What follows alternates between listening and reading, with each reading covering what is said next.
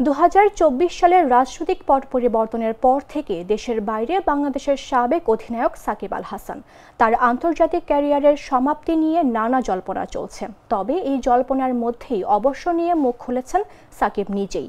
তিনি জানালেন তিনি এখনও আশাবাদী যে বাংলাদেশের জার্সিতে আবারও খেলার সুযোগ হবে।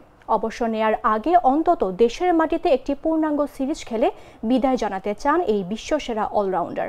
সাকিব রোববার YouTube channel Beard Before Wicket পডকাস্টে এসব কথা জানান। 2024 সালে ভারত সফরের পর থেকেই সাকিব জাতীয় দলের বাইরে, যদিও তিনি বিভিন্ন দেশের ফ্র্যাঞ্চাইজি ক্রিকেটে নিয়মিতই খেলে বেড়াচ্ছেন। বর্তমানে যেমন সংযুক্ত আরব আমিরাতের ইন্টারন্যাশনাল লিগ টি-20তে খেলেছেন।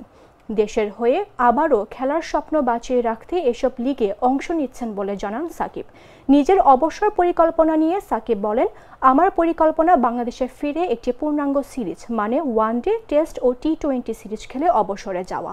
আমি এমন কিছুই ভাবছি, সব সংস্করণকেই একটি সিরিজেই বিদায় বলতে চাই।